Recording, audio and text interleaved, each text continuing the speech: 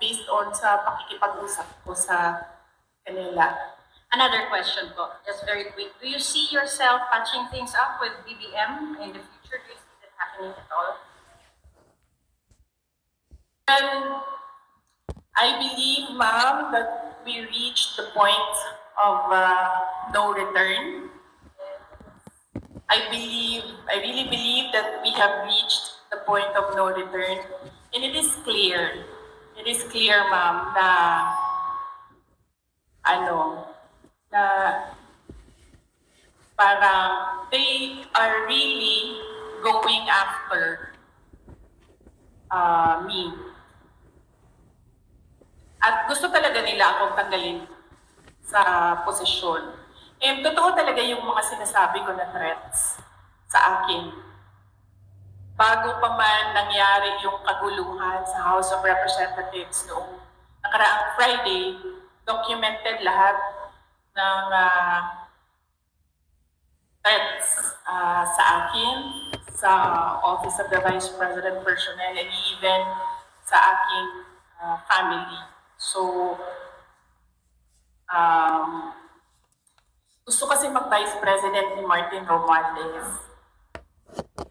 At hindi niya alam, ayaw ng mga congressman at ng mga senador na mag-Vice President si Martin Romualdez.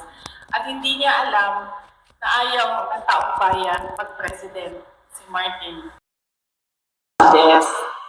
Unfortunately, hindi maintindihan yon ni Martin Romualdez. Yun yung problema. Okay, that's from Mirasol Montes sa RMN News kanila. Good afternoon, ma'am. Any reaction lang po, ma'am, sana sa mga pambabatikos or mga pahayag ni House Majority Leader at Zamboanga City District Representative Manix Danibe po alaban sa inyo tungkol nga dito sa mga nangyayari? Well, hindi ko siya kilala, ma'am. So, huwag na tayong mag-comment sa sino ba yung pangalan ng ma'am? Manix Danibe po, Congressman Manix Danibe po. I don't know him. I'm sorry. It's difficult for me to give a comment about something na hindi ko alam kung ano sinabi niya, sir. At hindi ko po siya kilala. Next, Sir Marco Polo of Brigada News of Zamboanga. Good afternoon, Ma'am Sara. Maliban po doon sa lumalabas na plano ng higher house or House of Representatives para ma-impeach ka, ma'am, ano po masasabi niyo doon? Well, they can always try na mag-impeachment. They can always, gumastos at magwaldas ng pera ng gobyerno para i-impeach ang Vice President. Kung yan ba naman ang gusto nila, magwaldas naman ng waldas ng pera at pagtakpan ang kakulangan at pagsisinungaling ng administrasyon. Para lang hindi mapansin ng mga tao na maraming mga pangako ang napako ay babanatan at babanatan nila ako. And then they can try. And then let's see. Diba? If I get impeached, then that is my end. Tapos. Okay, thank you for that answer, ma'am. And for my last part, sa local front ng Zamboanga City and Zamboanga Peninsula, maliban po sa mga tulong na binigay niyo po tulad ng ayuda sa medical and other, ano po yung mga future na nakalaan po para sa Zamboanga Peninsula, lalo na po dito sa Zamboanga City? Opo. Yes, sir. Thank you for the question. Nag-aantay kami ng final budget ng Office of the Vice President sa ilalim ng General Appropriations Act. Pero we are really not hopeful anymore kasi nakikita nyo naman kung gaano ka-intense yung gusto nilang pilayan ang Office of the Vice President. So, we're not hopeful.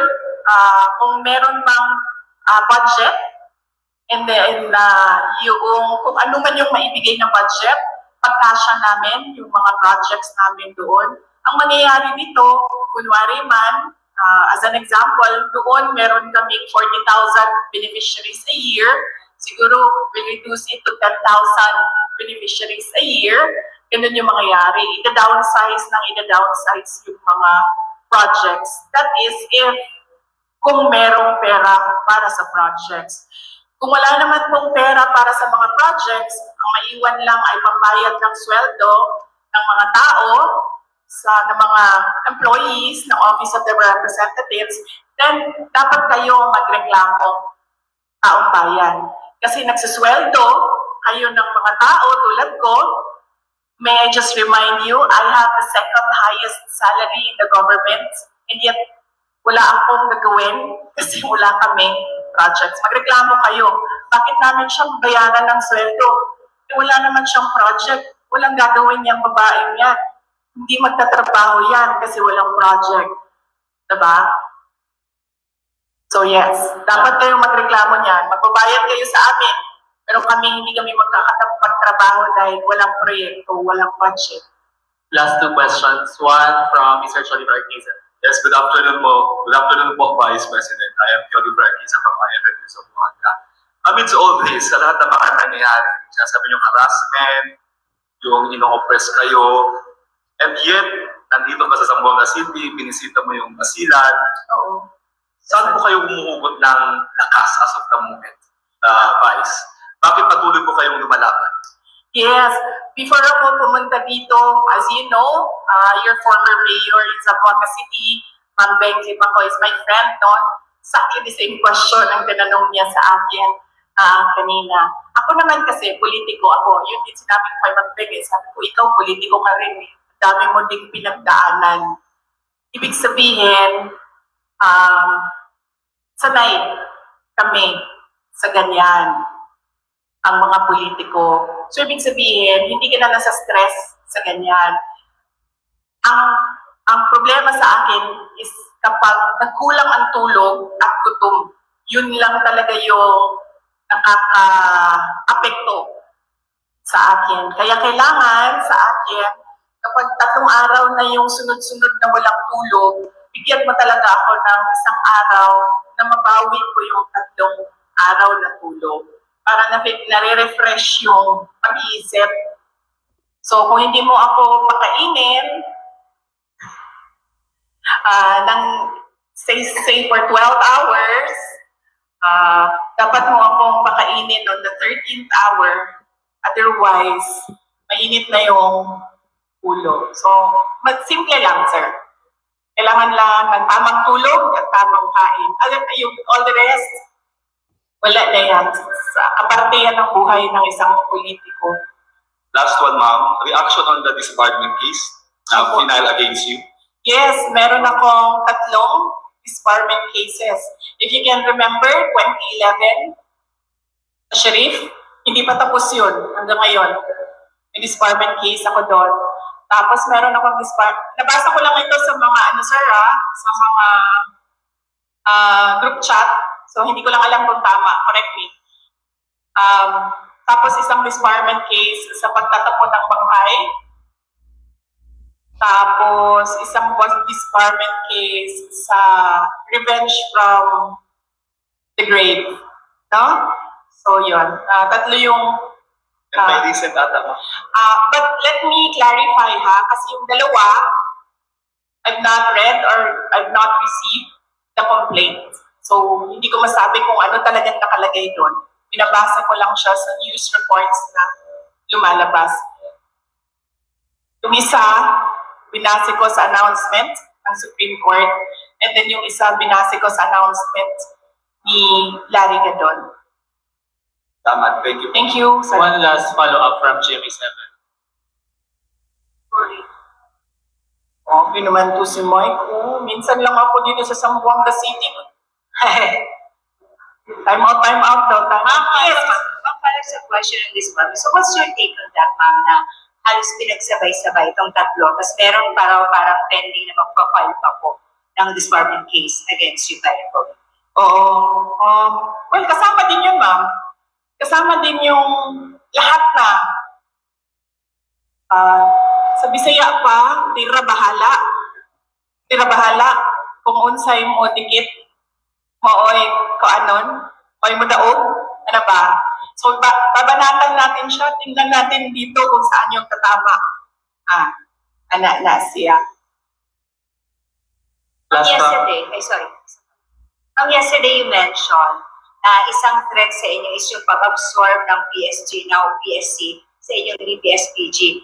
But now that they are totally, taking over and replacing all yung security sa PSPG ng PNP, how do you feel about it? I'd like to hold comment dyan, ma'am. Kasi napapansin ko, base lang din naman sa balita, nagbabago-bago yung sinasabi nila. Hindi ko lang alam kung nasusundan ninyo. Nagbabago-bago yung sinasabi. Sabi, wala na daw AFP, pulis na lang. Ngayon, meron na naman daw AFP, pero papalitan nila at mga pulis na sabay. So, hindi sila nagpaplano ng maayos. Kaya nagbabago-bago yung sinasabi nila. Advice ko dito sa mga tao na ito, mag-book muna kayo, magplano muna kayo bago kayo bumanat para hindi kayo nahuhuli na nagsisinungaling. Sa katadalas, sana to lobby of FPPC.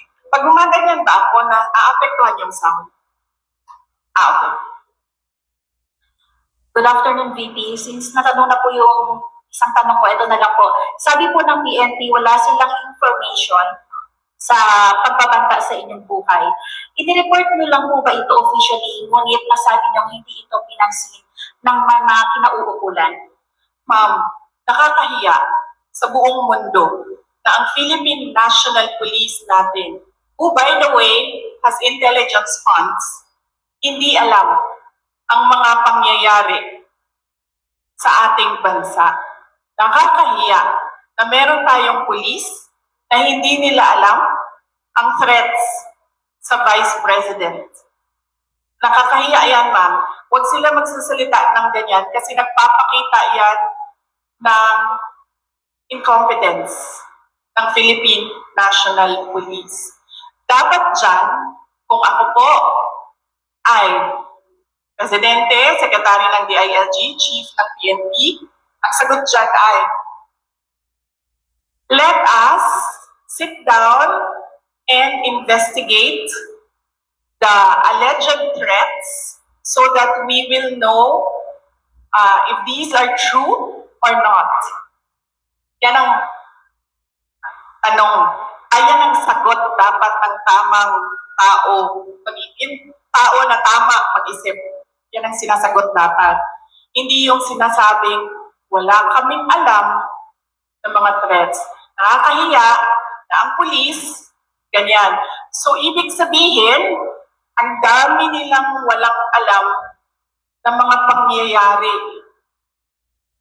So, kaya pala, nagkanya-kanya na ang mga kriminal dahil walang alam ang kapulisan. Nakakahiya para sa Pilipinas na naririnig na ang pulis natin ganyan magsalita. Ms. RG Go, daily